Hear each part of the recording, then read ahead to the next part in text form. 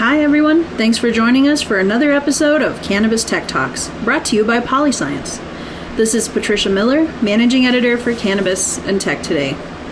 Today's episode features the legendary musician Carlos Santana. He's sold over 100 million records since his 1960s debut, but he's not resting on his laurels. He continues to tour, create new music, and is now selling cannabis under the brand name Mirayo in partnership with Left Coast Ventures. We spoke with Santana for the summer 2020 issue of Cannabis and Tech Today, and we are just now releasing the audio. He joined us from his home in Hawaii just months after the coronavirus pandemic began. So sit down and join us, if you will, for this interview recorded via telephone. Hi there, this is Carlos. How are you? I'm well. This is Trish with Cannabis and Tech Today. How's your day going? Oh, thank you for asking. Glorious. How about yourself? Very well. It's beautiful and sunny, and I'm happy. That's everything. Yeah. How are you enjoying Hawaii? We love it. You know, this is such a gift and such a blessing, and it's a miracle to actually live here because we moved here in March, like the second week of March. We got this house, and as soon as we got the house, everything fell down, and we couldn't travel anymore. So we don't call it stuck because this I wouldn't call this being stuck. You know, being over here. I just feel really, really grateful. Cindy and I, this is a very miraculous thing that's happening around the world with everything. As you can tell, we're witnessing the birth, a collective birth in this planet of humans arriving at a whole new level to take care of one another with grace, elegance, and consciousness. How about that? Well, that's fascinating. It's not a perspective that I've heard enough of, and I'm thrilled to hear that you feel it's a positive time. Yes, this is 2020 is to crystallize our priorities, our intentionality, and to make the future now be disinfected from the things that didn't work in the past. Gosh, I hope that's the case. And how is are people dealing well with it in Hawaii, or are they feeling a little bit, I'm glad to hear you don't feel trapped by the travel restrictions. No, not at all. People are really free in here, and it's a blessing to be here because people used to say, since I was a kid, I used to hear people say, everybody wants to go to heaven, nobody wants to die, When we're in heaven and we didn't die, and you don't have to die to be in heaven. You just have to crystallize knowing that it's not a destination, it's a decision, not a destination to arrive at making heaven wherever you are, by the way you live. How you think and how you behave yourself and the choices that you make, it's a decision to be in heaven here, whether you're in New York, Santa Rosa, or Santa Cruz, or Hawaii. You can be in heaven, or you can be in hell. Anyway, you can be in heaven, but you can't be in hell in heaven because heaven doesn't play that.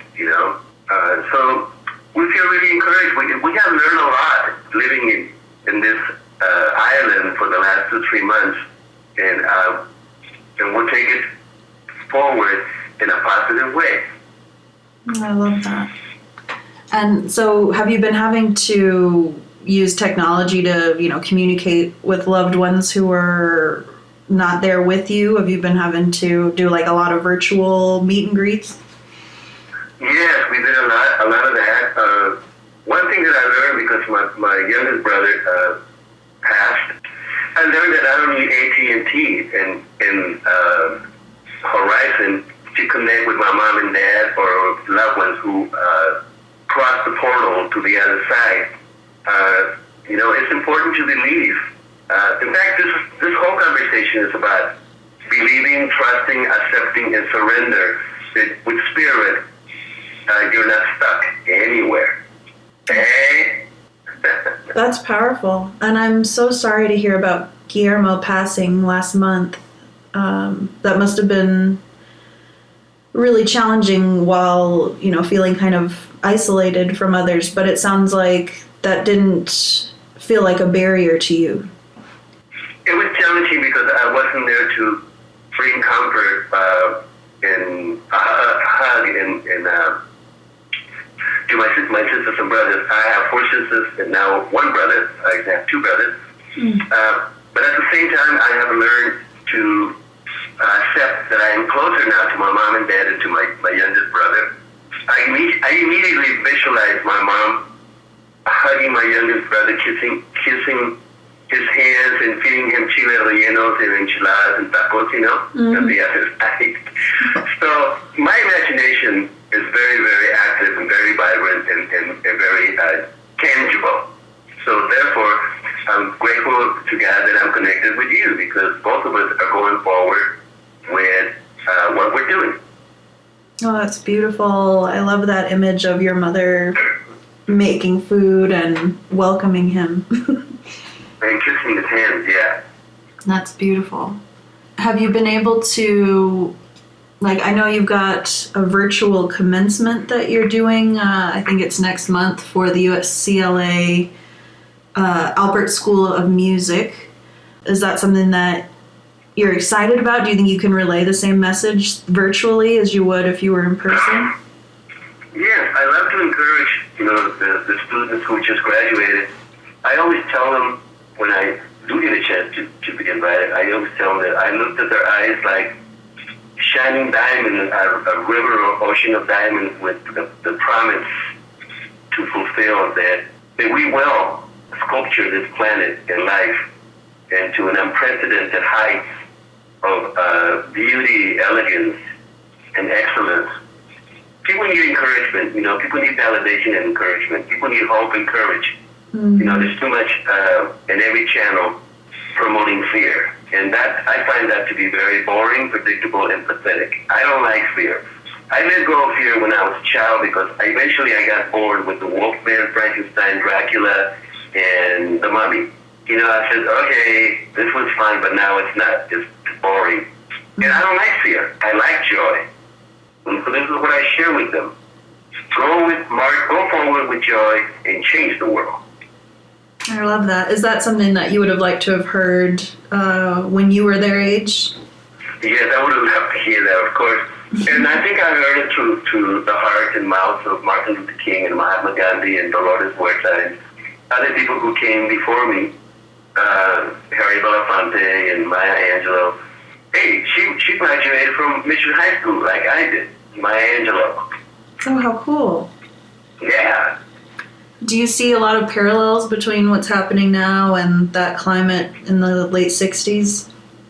Yes, it is. The hippies are alive more than ever, because hippies believe, before a lot of people believe, that we can coexist with unity, harmony, and have fun with colors and music and celebrate.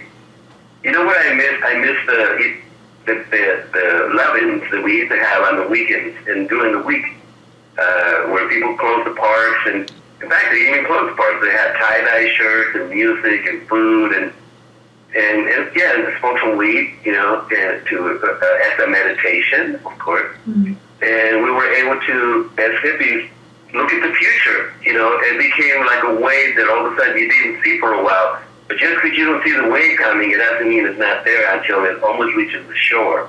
Mm. This is the wave now.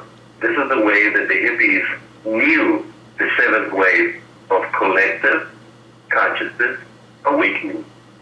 Do you think people are having a hard time feeling that connection because of the pandemic? It's kind of, I think people are afraid to get too close to each other, and maybe it's challenging to foster those feelings of love without being able to be physically close to each other. Then I say to them, activate your imagination and give me a hand or a hug. Right. Yeah, that's beautiful. And I wanted to go back to what you said about, using cannabis for meditation. What role do you think the plant plays in your spirituality? Well, first of all, it expands your consciousness. And most people who are straight since the beginning, I always view them like those horses that have those blinders in Central Park, so they don't get spooked by trucks or cab drivers. And so they put those things in their eyes, next to their eyes, so they can only see straight ahead. Remember? Mm-hmm. Okay. Well, the opposite of that is when you take that and then you're not afraid and you're able to see the big picture. Being a child of the 60s, I grew up with Ravi Shankar and Jimi Hendrix and the Beatles, and everyone who experimented with marijuana or peyote or ayahuasca or LSD, their music was different. You know, you can check out the Doors, and you can tell who was like a square, with all respect, and who was aware. Hey, square and aware. Two different dimensions, two different frequencies. Square and aware. That's nice. So a square is someone who is me, myself, and I. That's to see the big picture, the collective highest good. And aware is you take a toke and like, you know, you get to see what we saw at Woodstock. That we can bring the Berlin Wall down. We can bring the wall down, and we can bring governments down, like Yugoslavia, Czechoslovakia, Hungary. You know, all those nations became transformed by the multitudes going into the streets like it's happening now. And what made it happen? Consciousness awareness. You don't have enough bullets to shoot all of us, so you need to put the weapons down and either join us or step aside. And that's what's happening right now. Watching the world collectively, literally, thousands and thousands and thousands of people, France, Germany, New Zealand, everywhere, everything that happened in Minneapolis, I wish Prince would have been here. He is a spirit, would have witnessed how we are giving birth to beyond nations. We're giving birth to a whole new planet of, here it comes again, collective consciousness awakening. We saw that being hippies a long time ago in 1960. And if psychedelics played such an important part in the awakening and that spiritual awareness of your connection to other people, why did you decide to leave psychedelics behind at some point? Because I needed to understand discipline. I needed to discipline my ego. A lot of people were abusing their bodies with alcohol or this or that, you know, and I felt that I needed to discipline myself to attain the longevity that I have now. I'm 72 and I feel like I'm 17. When you see our band, a lot of people our age don't play like this, with all respect to them. A lot of people, they're rubber stamping and just kind of going through the motions. We come on stage like 1,000 lions, ready to tear it up in a good way, you know? So one thing that I gained by spiritual discipline, and also the knowledge of having the hippie experience, I have a double whammy of awareness. You know, now I can, you know, light up or not, and arrive at the same place. My choice to crystallize my intentions and my priorities gives me wings, which is like imagine John Lennon, you know, which is. So I feel really, really grateful. The things that I learned from Bill Graham or Jerry Garcia or everyone, Miles Davis and B.B. King, Tito Puente, all those things, I am them now, and I carry all that information with me, and I'm able to present the young generation a true, tried and tested ingredient. And that's how I look at, you know, peyote or mescaline or marijuana. It's an ingredient to expand your consciousness to see beyond the indoctrination of being a wretched, little nothing sinner. Mm-hmm. That's the wrong frequency, because it's what Bob Marley called mental slavery. Hippies were not mental slavery. They were running around butt naked in hippie hills, you know. And I was like, oh, when I was teenagers like, oh, these people are really free, you know, because you don't care what other people think. That's the mark of a real supreme artist, when you don't care what other people think about what you're doing. You just do it because it needs to flow from your spirit through your body. And so I'm consistent with this conversation and this presentation. It's about spirit having its way over the body, not the other way around. That reminds me of something I've heard you speak about before, connecting to the light. Yes. And is that sort of how you would define the light, is sort of a mind over body experience? It's a living entity, you know. This planet is a living entity. Light coming through the clouds, it's a living entity. And the more we embrace and accept that, then we're able to, Mirayo, you know, I am that I am the light.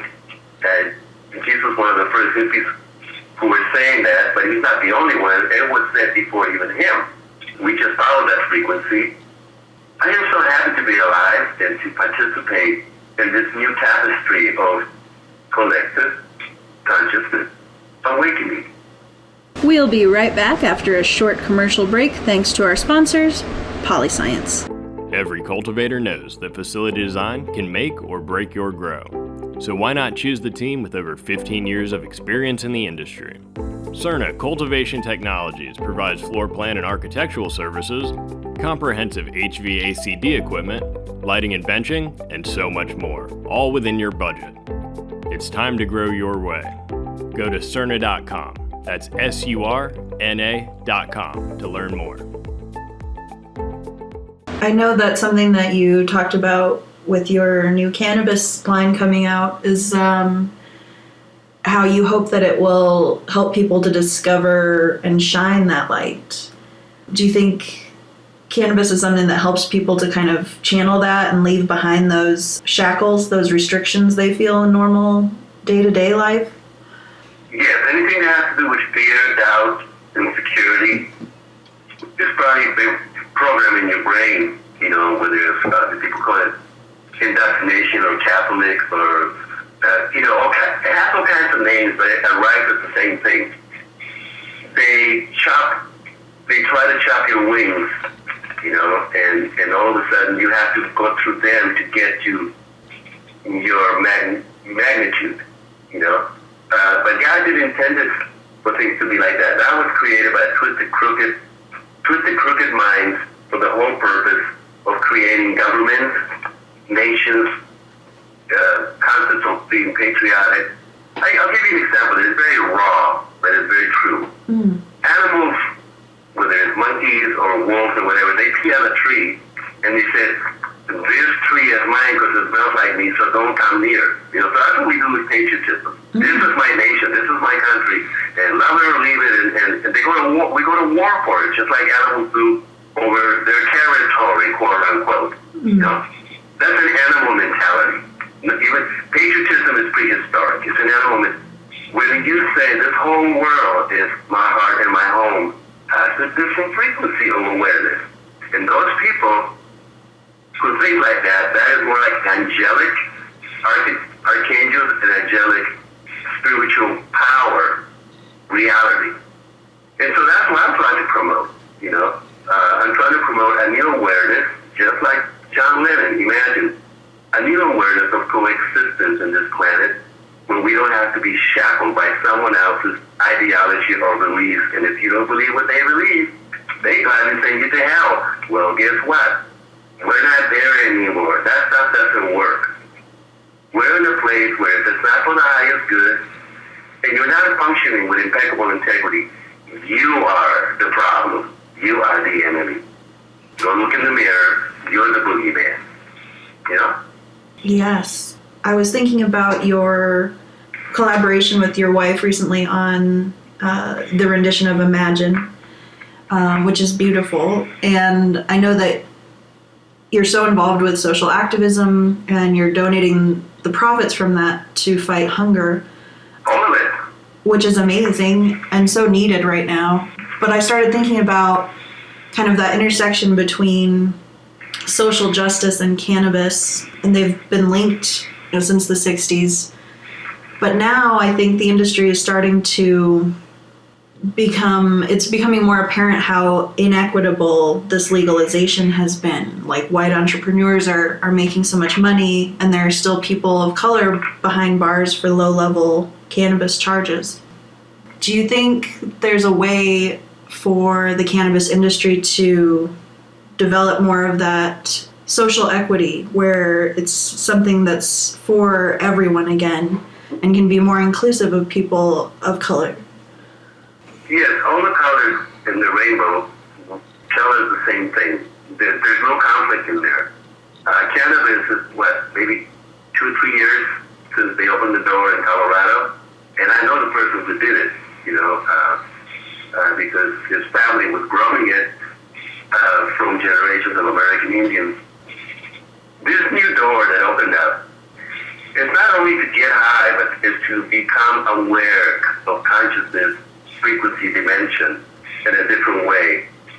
Yes, in the future we will be able to bring restitution, solutions, and correct the mistakes of the past with black, brown, and other people, especially with women also, because women of all colors have been treated not nice by the macho mentality over the last thousands and thousands of years. So women and people of black, brown, and red, American Indian, I'm happy to say that I can see the big picture, and I see that in the future, everyone will be treated with equality, fairness, and justice. But it takes an awareness, who would have thought that taking the toke, what was it? Tune in, and drop out. What was that thing? Oh yeah, tune in, drop out. Yeah. See that was the beginning of opening that door of awareness. Turn on, tune in, drop out. That's it. Turn on, tune in, drop out. That more than ever, that's what's happening. Yeah, I think that's true. And I wonder what was your initial introduction to cannabis? Oh, this goes back to Tijuana when I was a child. People were doing it all the time around me. They wouldn't invite me because I was just a child, But when I came to San Francisco, ground zero for consciousness revolution in Haight-Ashbury, things became differently. Listening to the Doors and Jimi Hendrix and the Beatles and the Temptations, everything changed. You could tell who smoked it and who didn't. Because people who didn't smoke, they sounded kind of corny and sappy. I'm not making it up. No, I believe it. And people who did it, like, Ravi Shankar, John Coltrane, Miles Davis, Picasso, and people who were squares, they were like, how much is that doggy in the window? Right. They were like, damn, this is really corny and sappy, And me being a hippie, it's kind of like a warrior, you didn't want to participate in phony baloney, corny, shallow, hollow, superficial, synthetic. We didn't want to be part of that generation, And so next thing you know, that generation started wearing Nehru jackets and psychedelic flowers in their bathtubs, and remember? Mm-hmm. So the hippies started changing the world. All of a sudden, everybody wanted to be, quote unquote, hip. Frank Sinatra started singing, something in the way, and as we started witnessing Frank Sinatra and other people embracing finally, because first they said, them dirty hippies, and then all of a sudden they realized that we weren't going away, like rap. Rap is here to stay, what hippies are here to stay as well. So what am I talking about? I'm talking about frequency of awareness. That's what we're talking about. I've noticed that you have a consistency in your message, and I wonder if your values have changed over the years, or if you feel like that's always been kind of the message you're tuned into. The message is the same. I was really trained just by looking at them, Mahatma Gandhi and Martin Luther King, and before that, St. Francis de Assisi, he's probably he and Jesus were the first hippies, you can tell by the way they were long hair and sandals, hello, So the message is the same, peace on earth and follow your own light. Obey your light, surrender, trust, and believe in your light. That's basically the message. And is that what you would want your fans to take away from your musical legacy? Yes. Yes, absolutely, because when they leave the concert, their wings will be activated instead of being trapped. When you put a rope around the wings of a bird and you can't fly, you can only hop and scotch, jump up and down. So aspiration and imagination are the wings for humans to fly and soar in unprecedented ways. I think that's beautiful. And lastly, I'll ask Carlos, why were you inspired to create your own line of cannabis products? Well, the main word it starts with an H. It's about healing. In any form, in any place, any time. It's about healing, bringing relief from pain. Although I'm learning lately that pain is a signal in your body that is announcing change. So wherever you find pain, it's your body telling you, change. Change your mind, change your destiny. Eventually, I swear to you, like my mom taught me, she said, if you grab this marijuana, this big chunk of marijuana, and you put it in this jar with alcohol and let it sit there for a while, then you can cure rheumatism, arthritis, and things in your knees and in your bones. And I was like, what? And so my mom knew a long time ago that it's a medicinal gift from Mother Nature to humans. And we will use it wisely. I have to ask, if your mom was so open with you about its healing properties, were you able to be as open with your own kids about that conversation? Oh, of course. Yes. That's wonderful. Well, this was so powerful. I'm really grateful to have heard your perspective, and I think our audience is really going to benefit from that wisdom that you shared with me today. Hey, let's bring it back. The big signs, T-shirts, and everything. Yeah. Turn on, tune in, drop out. I love it. I think it's the perfect time to bring that back. Okay. Stay precious. Thank you. Thank you, Carlos. You take care. Thanks, Beth. Bye-bye.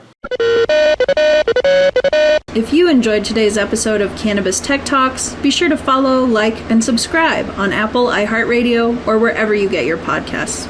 You can pick up our most recent issue on Barnes & Noble newsstands across the country, or grab a copy for free on cannatechtoday.com. That's all for this episode of Cannabis Tech Talks, brought to you by Polyscience. Thanks for joining us, and until next time, stay elevated.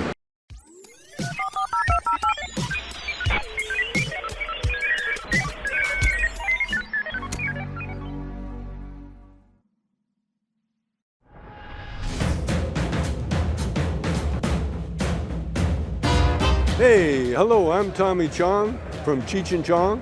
Wait, you didn't think people would know who I am? Durachill. This is Durachill.